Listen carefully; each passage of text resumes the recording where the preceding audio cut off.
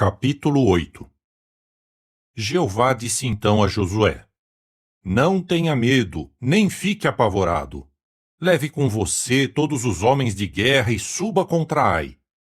Veja, entreguei a você o rei de Ai, seu povo, sua cidade e sua terra.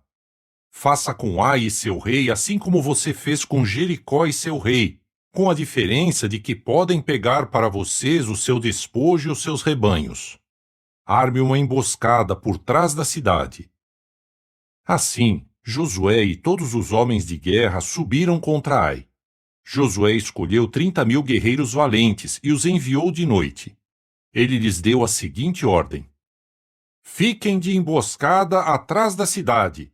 Não se afastem muito da cidade, e fiquem todos de prontidão. Eu e todo o povo que está comigo nos aproximaremos da cidade. E quando eles vierem contra nós, assim como fizeram antes, fugiremos deles. Quando eles vierem atrás de nós, nós os atrairemos para longe da cidade, pois dirão: estão fugindo de nós como fizeram antes. Assim, fugiremos deles. Então vocês devem sair da emboscada e tomar a cidade. Jeová, seu Deus, a entregará a vocês. Assim que vocês tomarem a cidade, devem incendiá-la. Devem fazer segundo a palavra de Jeová. Essas são as ordens que lhes dou. Então Josué os enviou, e eles foram ao local da emboscada. Posicionaram-se entre Betel e Ai, ao oeste de Ai, ao passo que Josué passou aquela noite com o restante do povo. Depois de Josué ter se levantado de manhã cedo e reunido as tropas, ele e os anciãos de Israel as conduziram a Ai. Todos os homens de guerra que estavam com ele subiram e avançaram até a frente da cidade. Acamparam ao norte de Ai, com o vale entre eles e Ai. Nesse meio tempo, ele havia escolhido cerca de 5.000 homens e os havia colocado de emboscada entre Betel e Ai, ao oeste da cidade. Assim, o povo montou o acampamento principal ao norte da cidade, e a retaguarda ficou ao oeste da cidade. Naquela noite, Josué foi até o meio do vale. E assim que o rei de Ai viu isso, ele e os homens da cidade se apressaram e saíram logo de manhã cedo para enfrentar Israel em batalha, num lugar que ficava de frente para a planície desértica. Mas o rei não sabia que havia uma emboscada contra ele atrás da cidade. Quando os homens de Ai atacaram, Josué e todo Israel fugiram pela estrada em direção ao deserto. Então todo o povo que estava na cidade foi convocado para persegui-los. E, ao perseguirem Josué, foram atraídos para longe da cidade. Não restou nenhum homem em Ai e em Betel que não fosse atrás de Israel. Deixaram a cidade desprotegida e perseguiram Israel. Jeová disse então a Josué: Estenda a lança que está na sua mão em direção a Ai, pois a entregarei nas suas mãos. Assim, Josué estendeu a lança que estava na sua mão em direção à cidade. No momento em que ele estendeu a mão, os homens da emboscada saíram depressa do lugar onde estavam, correram para a cidade e a tomaram. Imediatamente incendiaram a cidade. Quando os homens de Ai viraram para trás e viram a fumaça da cidade subindo ao céu, não tiveram forças para fugir em direção alguma. Então o povo que estava fugindo para o deserto se voltou contra os perseguidores. Quando Josué e todo Israel viram que os homens da emboscada tinham tomado a cidade e que subia fumaça da cidade, deram meia volta e atacaram os homens de Ai. E os que tinham tomado a cidade saíram ao seu encontro, de modo que os homens de Ai ficaram encurralados no meio, com israelitas de um lado e do outro. Os israelitas os mataram, de modo que não restou nenhum sobrevivente nem fugitivo. Mas capturaram o rei de Ai vivo e o levaram a Josué. Depois de Israel terminar de matar todos os habitantes de Ai que estavam no campo, no deserto onde os tinham perseguido, e o último deles ter caído pela espada, então todo Israel voltou a Ai e a golpeou com a espada. Todos os que caíram naquele dia, tanto homens como mulheres, somaram 12.000, todo o povo de Ai. Josué manteve a mão estendida com a lança até ter entregado todos os habitantes de Ai à destruição. No entanto, Israel pegou para si os rebanhos e o despojo da cidade, segundo as ordens que Jeová tinha dado a Josué. Josué queimou então Ai e a reduziu para sempre a um monte de ruínas, como está até hoje. Ele pendurou o rei de Ai num madeiro até o anoitecer. Quando o sol estava para se pôr, Josué ordenou que retirassem seu cadáver do madeiro.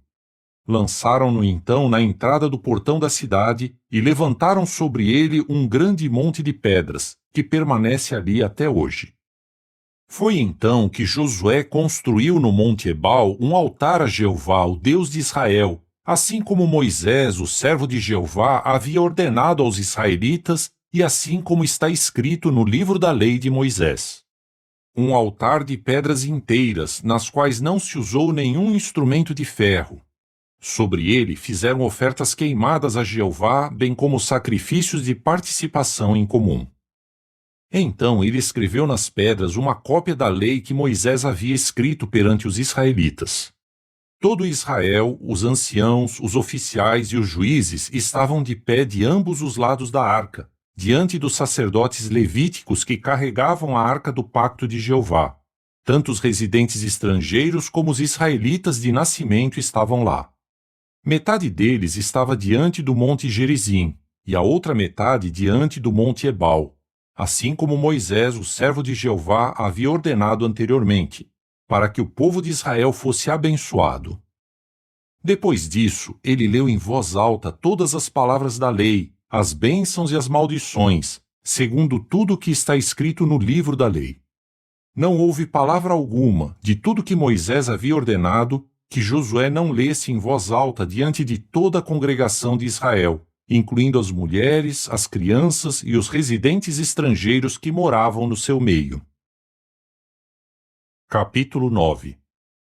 Quando a notícia chegou a todos os reis que ficavam do lado oeste do Jordão, os que estavam na região montanhosa, na Cefelá, ao longo de toda a costa do Grande Mar e em frente ao Líbano, os hititas, os amorreus, os cananeus, os perizeus, os heveus e os jebuseus, eles formaram uma aliança para lutar contra Josué e Israel.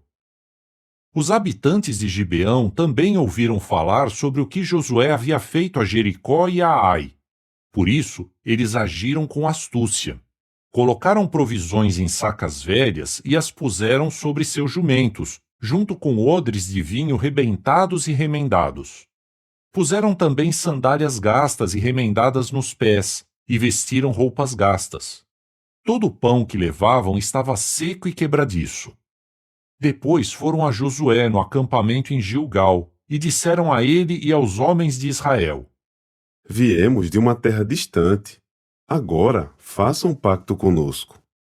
Mas os homens de Israel disseram aos heveus: Talvez vocês morem perto de nós. Como podemos então fazer um pacto com vocês? Eles responderam a Josué: Somos seus servos. Então Josué lhes perguntou: Quem são vocês e de onde vieram? Eles responderam: Seus servos vieram de uma terra bem distante por causa do nome de Jeová, seu Deus, pois ouvimos falar da sua fama e de tudo o que ele fez no Egito, e de tudo o que fez aos 2 reis dos amorreus do outro lado do Jordão, a Sion, rei de Esbom, e a Og, rei de Bazã, que morava em Astarote. Por isso, os nossos anciãos e todos os habitantes da nossa terra nos disseram: peguem provisões para a viagem e vão ao encontro deles. Digam-lhes: seremos seus servos, por isso, façam um pacto conosco. Este pão que trouxemos, como provisão para nós, ainda estava quente no dia em que saímos das nossas casas para vir até vocês. Agora, você pode ver que está seco e quebradiço.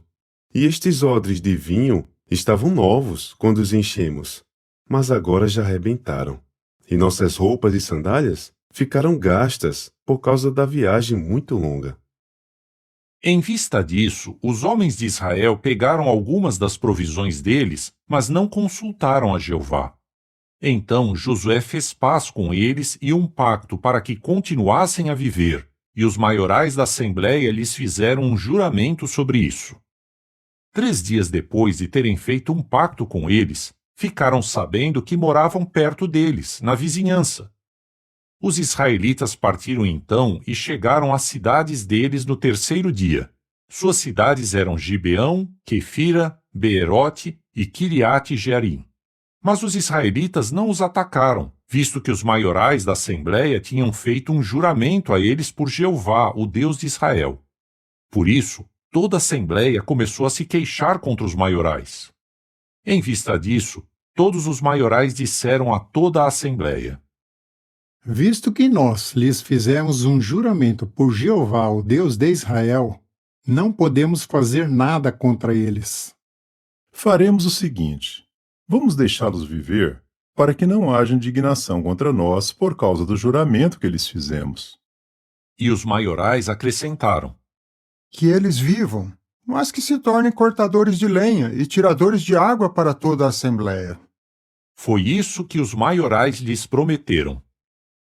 Josué os chamou então e lhes perguntou: Por que vocês nos enganaram, dizendo: Somos de um lugar muito longe de vocês, quando na verdade moram bem no nosso meio? De agora em diante, vocês são amaldiçoados e sempre serão escravos, trabalhando como cortadores de lenha e tiradores de água para a casa do meu Deus. Eles disseram a Josué: Agimos assim porque se disse claramente a nós, seus servos, que Jeová, seu Deus, havia ordenado a Moisés, seu servo, que desse a vocês toda esta terra e eliminasse todos os habitantes dela de diante de vocês. Por isso, tememos pelas nossas vidas, por sua causa. E esse é o motivo de termos agido assim. Agora estamos nas suas mãos. Faça conosco o que achar bom e justo. E foi isto que Josué fez. Ele os livrou das mãos dos israelitas, e eles não os mataram. Mas naquele dia Josué fez deles cortadores de lenha e tiradores de água, para a Assembleia e para o altar de Jeová no lugar que ele escolhesse, e eles continuam a fazer isso até hoje.